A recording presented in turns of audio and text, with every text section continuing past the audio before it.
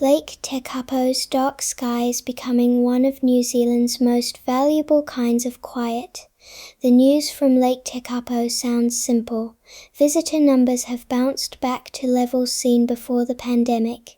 Dark Sky Project says the number of visitors has risen by 81% over the past 3 years. Victoria Campbell says 14% of last year's visitors, just under 40,000 people, came from overseas.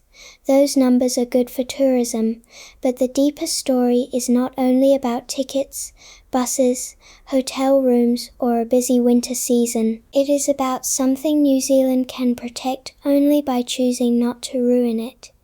It is about darkness. Lake Tekapo sits in the Mackenzie Basin in the South Island. The water is bright blue in the day. The mountains sit wide and open around it. At night, if the weather is clear, the sky can feel close enough to touch. The Milky Way does not look like an idea from a science book. It looks like a pale river of light above the land. That night sky is part of the Aoraki Mackenzie International Dark Sky Reserve. The reserve covers Aoraki Mount Cook National Park and the Mackenzie Basin. It is one of the great dark sky places of the world, and it is the largest dark sky reserve in the Southern Hemisphere. The idea is simple but powerful. Keep the night dark enough for people, science, culture, and nature to see what darkness still holds. Many people live in places where the night is never truly dark. Street lights, signs, sports fields, shops, car yards, houses, and bright windows pour light upward and sideways. This is called light pollution. It does not leave rubbish on the ground, but it still changes the environment. It hides stars, it wastes energy, it can disturb birds, insects, and other animals that use natural light and dark to move, feed, rest, and breed. It can also change human life in quieter ways because the body and mind are not separate from the rhythm of day and night. In a city, a child may grow up seeing only a few bright stars. The rest of the sky disappears. That loss can feel small because it happens slowly. Nobody wakes up one morning and says the universe has been taken away. The stars simply become fewer, then faint, then absent. People stop looking up because there is less to see. Tekapo tells a different story. It says darkness can be planned for. It can be protected by rules, habits, and community care. Mackenzie District has lighting rules that ask people to reduce glare, sky glow, light trespass, and clutter. Good outdoor lighting points down. It is shaded. It uses only the strength needed for safety. It does not spray light into the sky for no reason. Even skylights and signs matter because a dark sky is not protected by one grand action. It is protected by many small choices made again and again. This is why the tourism success is interesting.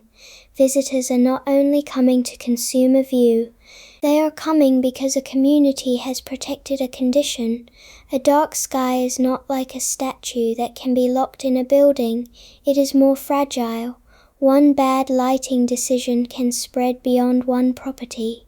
A bright, unshielded light can affect neighbors, visitors, wildlife, and the observatory. In that sense, the night sky is shared property. No single person owns it, but everyone can damage it. Dark sky tourism also shows that quiet can have economic value. Modern tourism often sells speed, noise, bright color, and constant entertainment. Tekapo sells something almost opposite. It sells waiting for the clouds to clear. It sells standing in cold air. It sells listening to a guide explain stars, planets, navigation science, and old stories.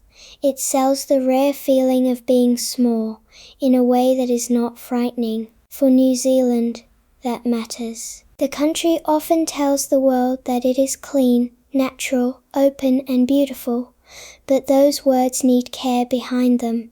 Nature is not protected by a slogan. It is protected by decisions about roads, rubbish, water, buildings, lighting, visitor pressure, wages, housing, and local people. If tourism grows without care, the thing that attracts visitors can be weakened by the visitors themselves. If tourism grows with care, it can give communities a reason and an income stream to protect what makes the place special.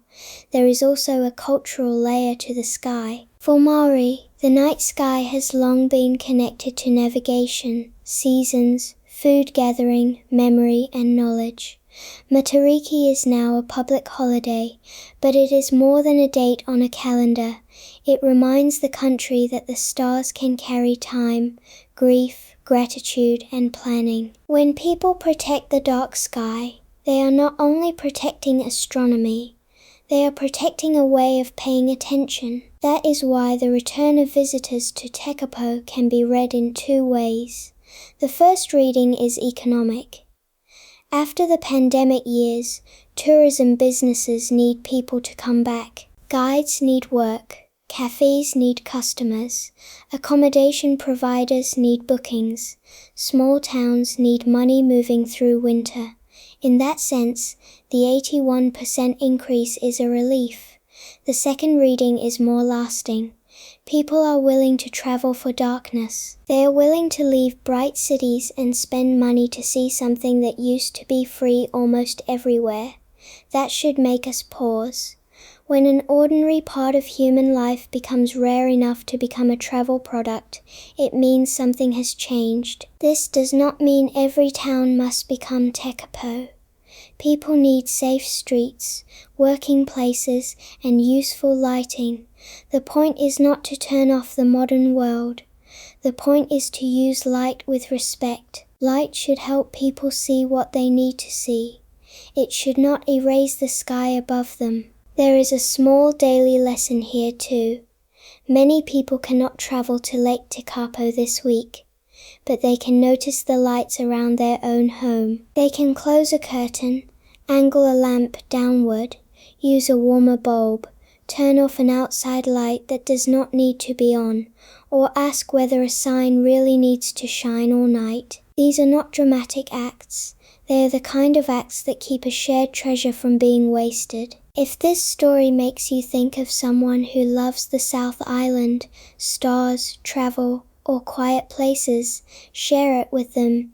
And if you want more New Zealand stories explained with calm and care, please subscribe. Some of the most valuable things in this country are not loud enough to defend themselves.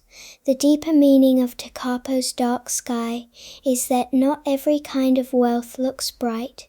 Sometimes a community protects its future by protecting the darkness around it. When a place keeps the night, it gives people back the sky.